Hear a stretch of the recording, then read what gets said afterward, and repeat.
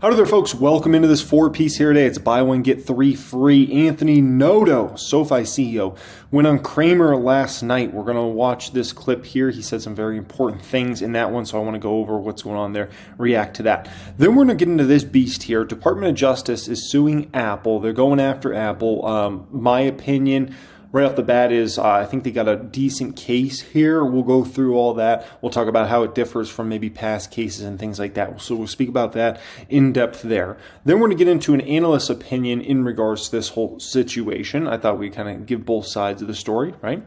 And the last one up here is Adam Pitapaka is very bullish on the market, which I swear not that long ago that man was a little more on the bearish side. So interesting to see us still pulling people that might have been a little bearish and cautious over to the bullish side. Okay, appreciate y'all joining me as always. All I ask in return, lightly, gently tap the like button.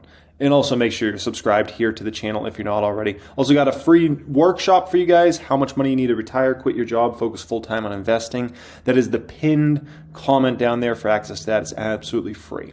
Let's get into this. Just feel that after the great run, and it was a great run, after the really terrific outlook you gave, after the stock was moving up, that you yourself hurt the stock, and it went down big, and people feel badly that they bought it at 9, only to find out that, well, something was wrong at Sofi.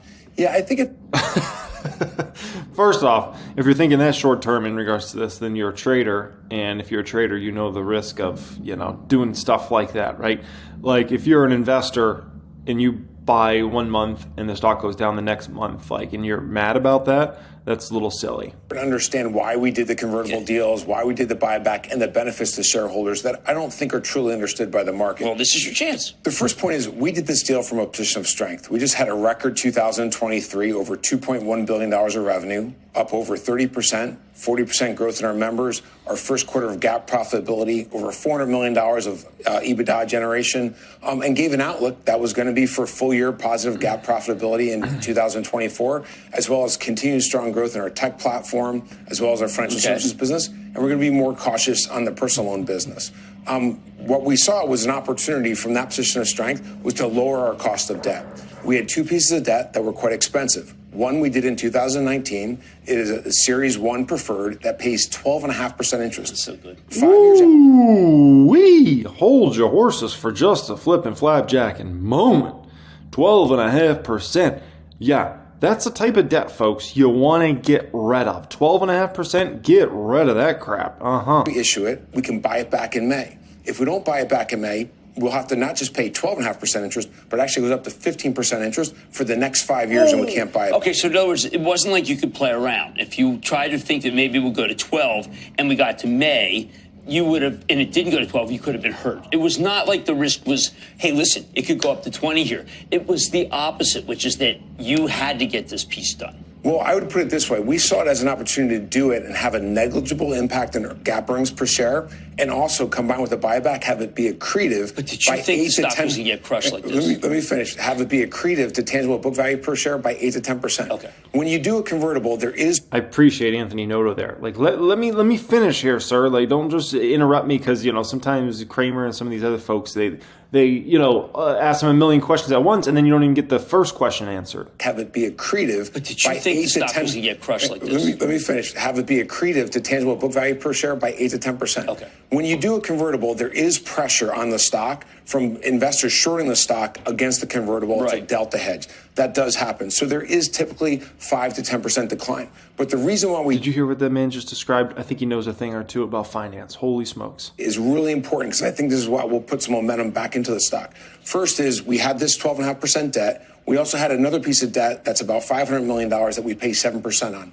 So we're going to save between $40 and $60 million of interest expense a year by refinancing from 12.5% down to 1.25% where the convert is, and from 7% down to 1.25%. That's great. Don't miss a second of Mad Money. Okay. That's phenomenal, right? Absolutely phenomenal. That's the thing. People didn't understand this deal when I went through a couple of weeks ago. They thought it was bad news. And I'm like, this is good news. Like what are we talking about here? People really were convinced like this is some bad news in regards to SoFi. And, I take it back to Anthony Noto. I take it back to his experience at Goldman Sachs, right? The investment bank of investment banks. And, obviously he has way more experience than just Goldman Sachs. But this man knows a thing or two about finance. And if he sees an opportunity, an arbitrage, if you think about SoFi back in 2019, it was in a whole different place as a company, right? They're going to have some debt from back then that was at very high interest rates because back then SoFi was kind of like, I don't know if that's going to be around. Nowadays, SoFi's in a way different financial position than where they were back in 2019. Their financials are a night and day difference over the past 5 years.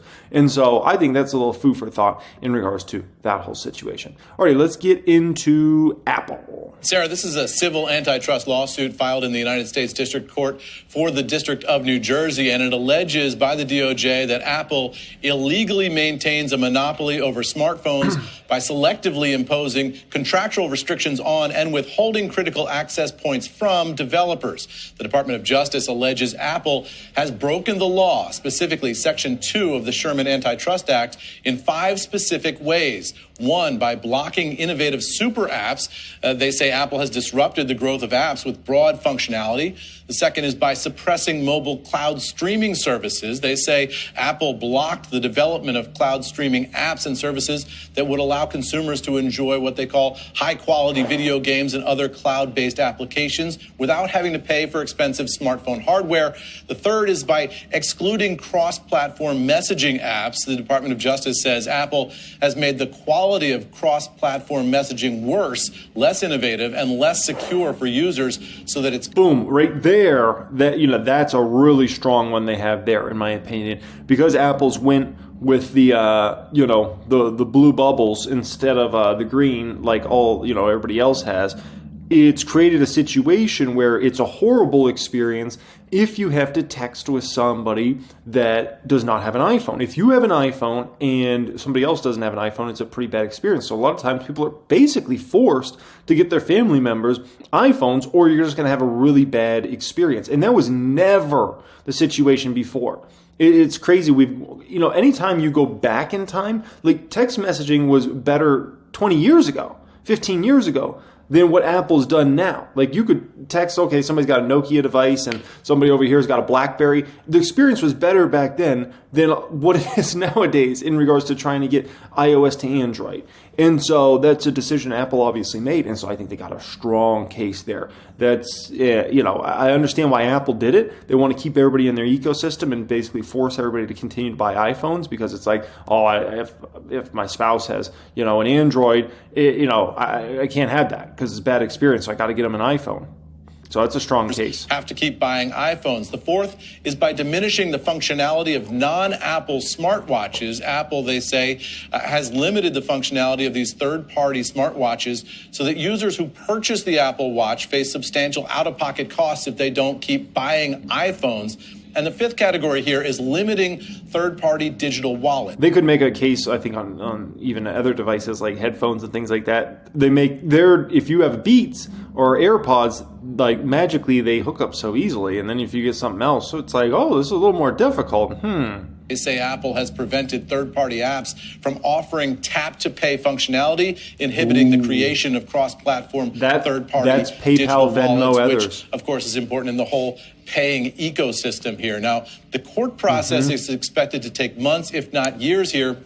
And guys, there's a political overlay to all of this, because if President Biden is to lose to Donald Trump in the fall, it's a Trump Department of Justice that could be in charge of handling the end game of this case, not a Biden one, depending on that election outcome. So it's not at all clear how that would play out, although some of the Trump people were involved in instigating this investigation into Apple in the first place back during the first Trump administration. So a lot of moving parts here, guys, but the Department of Justice now suing Apple on antitrust grounds. Back over to you.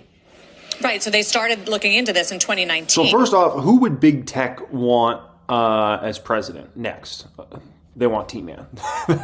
No question about it. If you look at what has happened since B-Man got in office, he's obviously the Department of Justice, Linda Khan over there, has gone after all the big techs in quite a substantial way. When T-Man was in office, it was kind of just like, let's keep an eye on things. But, nothing was really actually going on. Now, they're actually going after all these guys. So, the bottom line is, big tech, I guarantee you. Maybe the people that work for these companies, they might side more with liberals and things like that. They live in California. But trust me, the companies themselves, the big dogs, the executives, they want T-Man to win this election coming up here. They need him to win this election, because if this keeps going on and they keep digging in here, they got a lot. I'm telling you, they got a lot of dirt. And the thing is, they got so much dirt on Apple because they've gone after already Meta, Google. They've worked with these other companies. They got all this information on Apple now. This is going to be I think it's going to be a borderline slam dunk case in some ways. Not every single angle they're going to be able to get them, but there's going to be several angles they will be able to get them.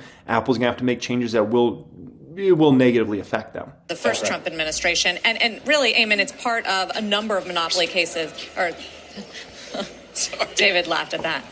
The original Trump administration. Are you predicting something already? Nope, just stating fact.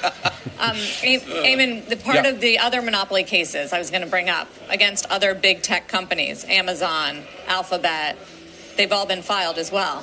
Yeah, and I think if you talk to the people at the Department of Justice, what folks involved here have told me is that they view this really as about the App Store, right?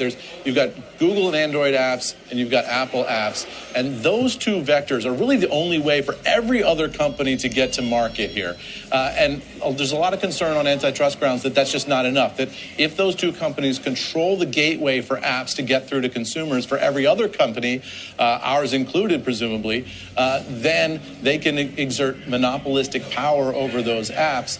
And there's a couple of reasons why Apple might want to do that, right? Because if you're in the business of selling expensive hardware like iPhones, you don't necessarily have an incentive to want apps that don't use the iPhone or use compute power that's bigger than what's available on the iPhone. So you think about cloud-based apps or AI-based apps or what they call super apps that use multiple apps within one and allow somebody else to be the gatekeeper there. All of that is something that Apple has an incentive to keep control over. But I think what we're looking at here, guys, is the very early stages now. We'll see the official announcement coming up shortly.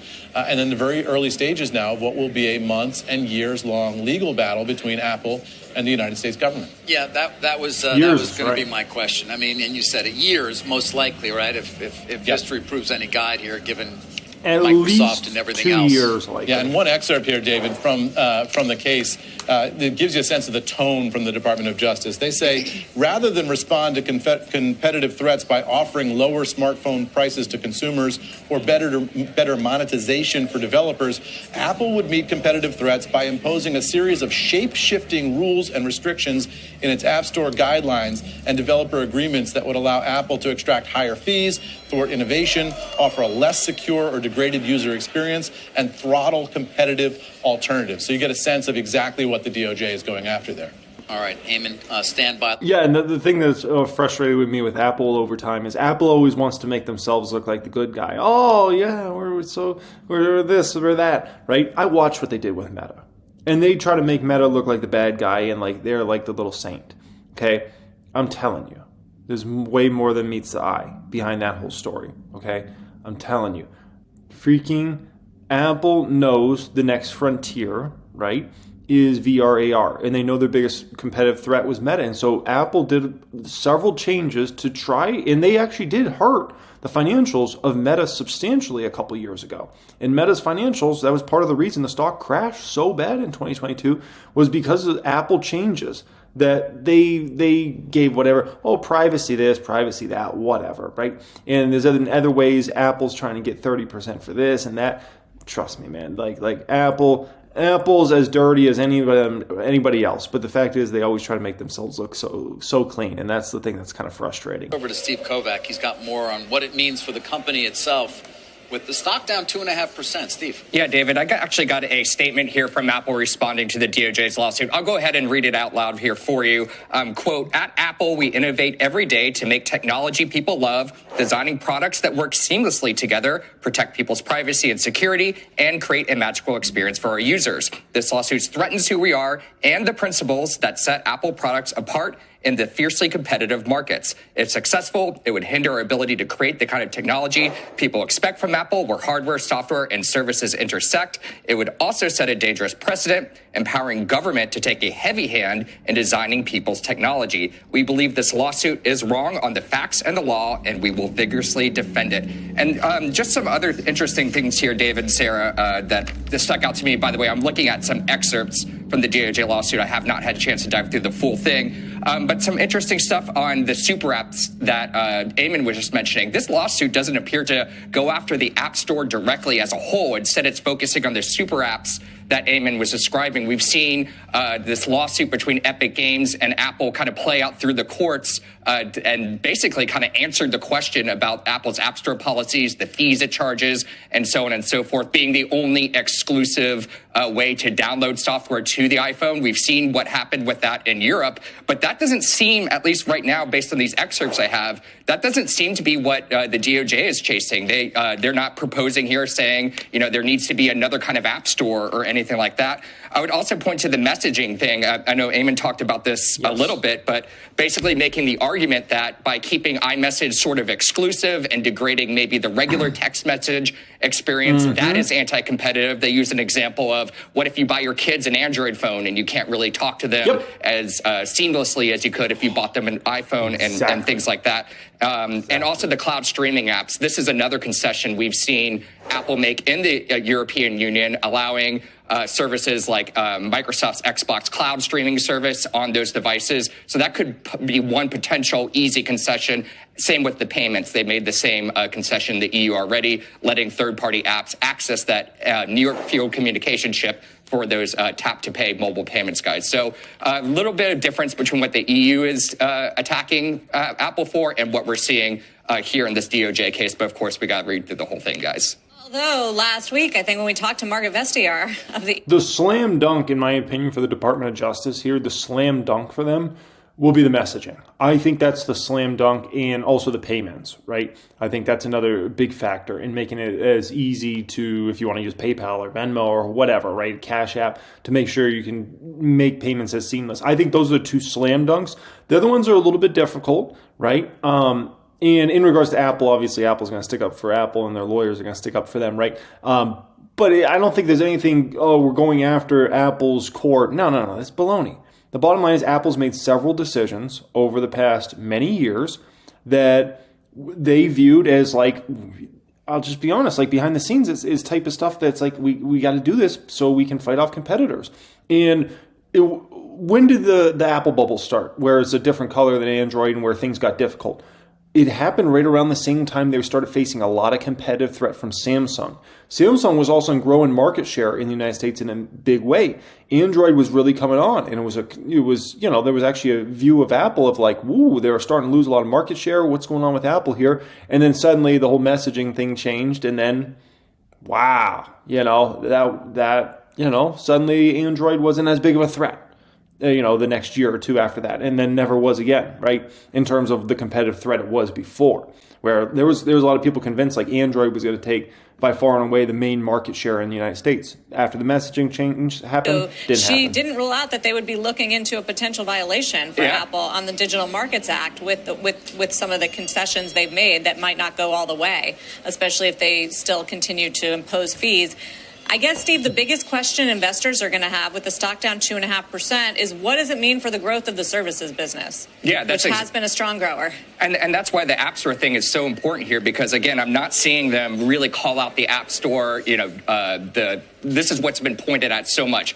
If you want to download an app to your iPhone, you only have one choice, and that's the Apple App Store. it doesn't seem like they're saying that here, which is the opposite of what we've seen in the EU, where Apple has to allow other app stores onto the phone. I don't see that here. I just see them talking about these super apps and these cloud streaming apps and messaging apps. So if they go in a more full way against the App Store the way the EU has, there's the services business. The App Store is massively lucrative for Apple, very high margin business, of course, largely due to the fees that they collect from the other developers. That's been the main complaint. So I can see, the Spotifys and the Matches and the other antagonists of Apple throughout this whole process. I can see them being less than happy with this lawsuit. All right, Steve, stay close as we monitor the Justice Department there in the window next to you, waiting for the announcement.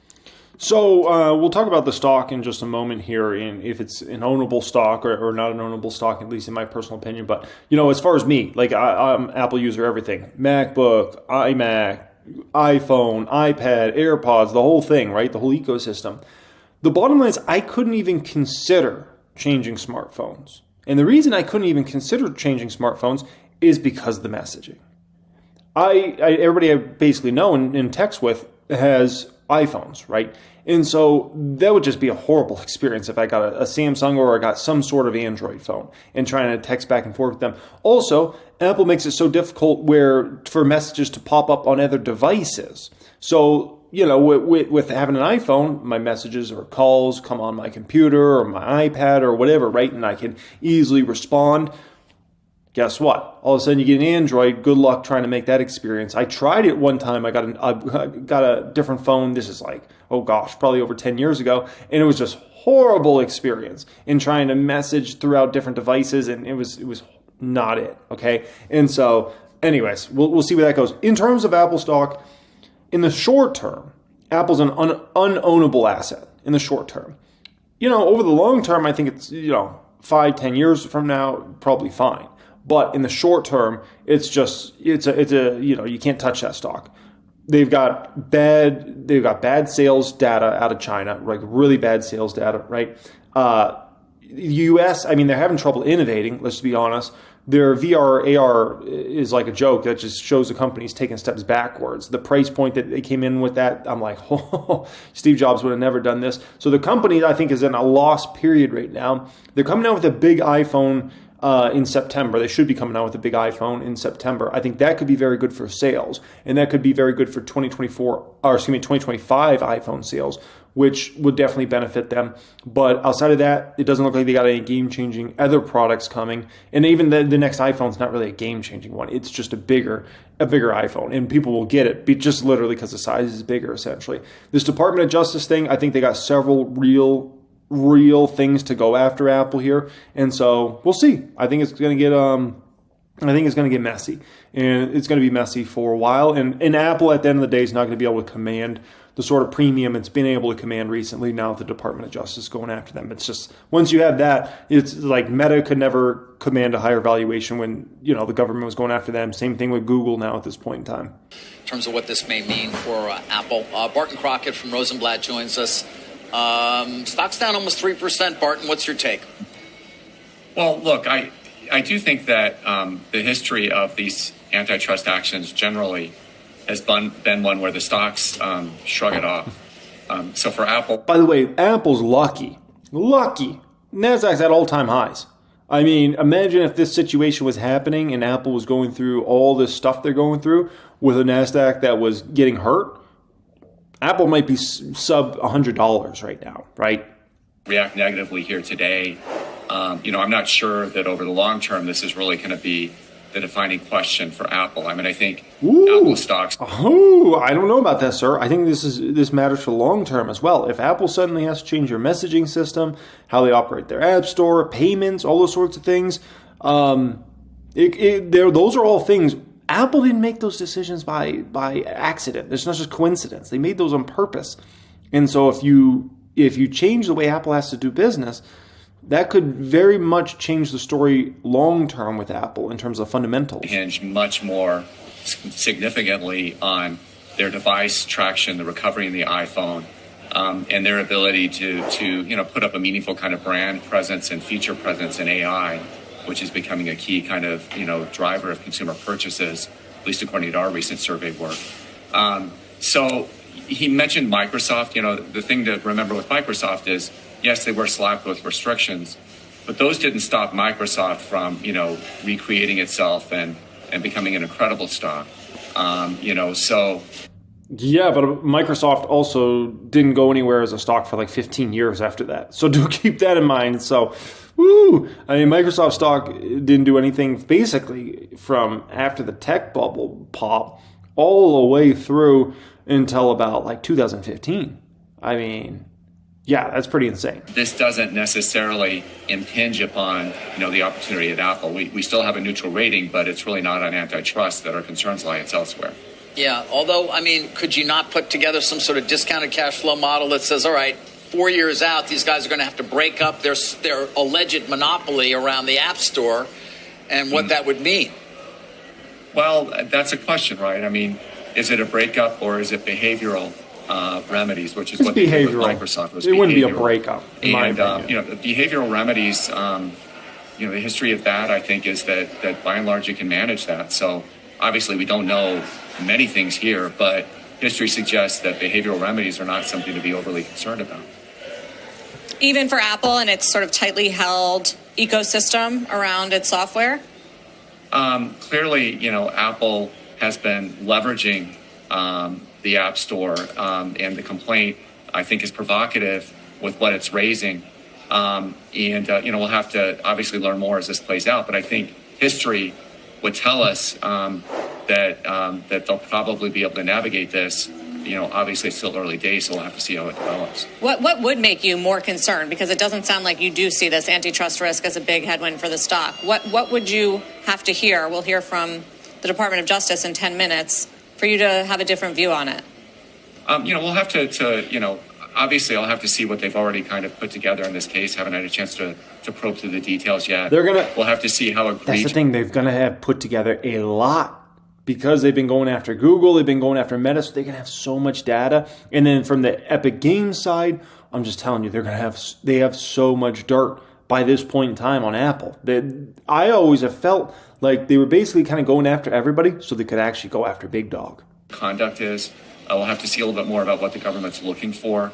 If it does look like Apple's losing badly and the government's going for the jugular, obviously you could rethink. But that hasn't been historically what's happened, that companies can lose, but they don't necessarily lose their heart and soul, their ability to kind of grow the business. So, if they're taking that out of Apple, then it's a different story. All right, Barton, thank you for joining us with your instant. We'll see. All right. By the way, I can't wait to watch that when this is over. I'm going to watch that. Man, I can't wait for that. Okay, next one up here. Adam Pitapaka. He's bullish on the market. Keep going. Good morning. Good morning. Of course you can. Thank you, Adam. That was a great segment. It's just, to me, I listen to that segment and I think, great that all the bulge bracket firms can tell me what I can read that the Fed said. It would be a lot better if they could predict what they were going to do, with any accuracy 6 months in advance, and they demonstrably can't do that. I can't either, so I don't waste any of my time. Neither can the Fed. Yeah, so it's not a good use of time. To me, the bull case is three-pronged. One, the average company is showing gross margin expansion. You want to short stocks when gross margins are going up? Have at it. I don't think that's a good idea. Two, I think it's pretty reasonable that earnings will grow. Usually stocks go up. When their earnings grow, it's correlated to the gross margins. And three, whether they do 2, 3, 1, 0, 4, the Fed's directionally going to be accommodative. And as you pointed out, Sarah, except for Japan, mostly a synchronized kind of process across the globe. So I'll just keep it simple. Feds will come. You want to fight the Fed and you want to fight stocks where gross margins are going up? God bless you. Go ahead. I don't want to do that. I want to own stocks where the margins are going up and they're being accommodative. And it's that simple. I think the risks, David, are U.S. consumers. Before we go further here, you might think, okay, we just spoke about Apple, right? Apple's big risk in the short term. Once again, 10 years from now, I don't know about that. But in the short term, Apple's a big risk to the market, right? So you might say, okay, what happens if Apple keeps going down? Apple, next thing you know, is $155, $150, $145, something like that, right? Would that really damage the market and damage the bull case? Well, at that point in time, you think that money's just going to go cash? If people are selling the stock and putting selling pressure on it? No. They're going to likely funnel that money into other big techs. The money's going to probably go to Microsoft. It can go to Meta. It can go to Amazon. It can go to maybe Google McDougal, although they've got their own issues they're working with on several different fronts. Could go to NVIDIA, obviously, or AMD or others. So it's not like, okay, if people sell out of Apple, put selling pressure on, it's not like, that money's not going to go other places. It could go to other stocks that will benefit in a big way. More than people think. The liquidity issue on the tightening part of the balance sheet becomes more of an issue than the front-end accommodation. Or China just continues to be awful, and the companies that we look at in the U.S. continuously tell us that demand's degrading. Those are the three bear cases I see, but I think the positives outweigh the negatives still at this point. And in part led by margins. But, Adam, it's a benefit for us that you are a frequent guest here. But that said, I remember many of the things that you said, and I do recall you seeing a trough. You did not think that earnings were going to grow significantly, if I recall. Yeah, I remember him being bearish too. Thank you. Do you see it differently now? So what you're talking about was in January of 23, when we forecasted earnings for 23 and 24, where we were sort of way above consensus on 23, but didn't see a lot of recovery in 24. We raised our numbers 5% for 2024 since the beginning of 23, mostly because the top 20 U.S. equities just produced way higher earnings growth than I thought, and that disproportionately weighed.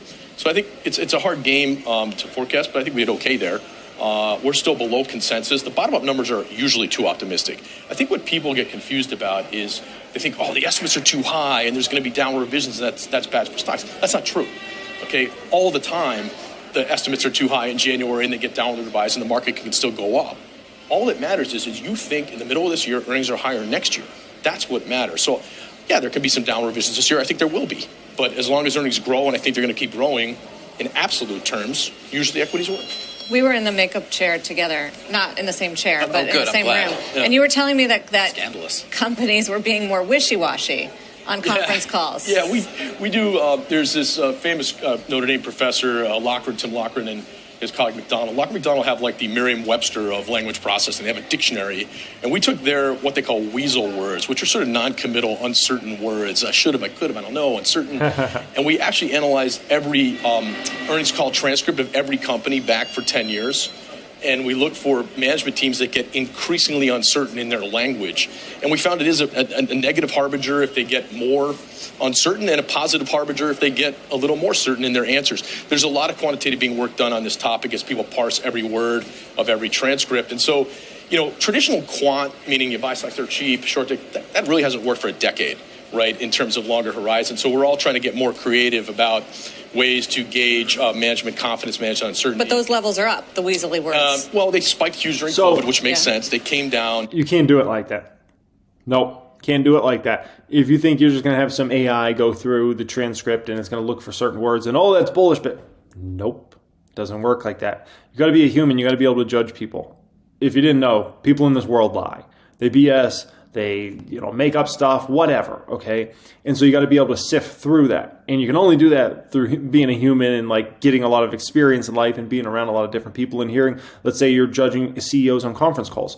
You got to listen to I probably listen to thousands of conference calls in my life. You better listen to massive amounts of conference calls and hear CEOs over many years say, everything's going to be great, and then it's not great, right? And other CEOs say, we're very uncertain, we're scared, this and that, and then they come through with great numbers that next year, okay? So if you think you're going to be able to judge what good stocks are and bad stocks by just having an AI go through and look for certain words, no, it doesn't work like that, man. There's so much more that goes into it because, people make up stuff, they lie. Sometimes they're way too optimistic. Sometimes they're way too pessimistic. On average, management teams and human beings use weaselly words all the time. But to the extent that they're getting less certain, it makes sense to me that would be a negative, a predictor of their subsequent return. And it works particularly for value stocks and low-quality stocks where you're really not buying a quality business today. You're hoping it improves in its quality over the next 6-9 months. And if the management team is a little bit more confident, it makes sense that'd be a value stock worth,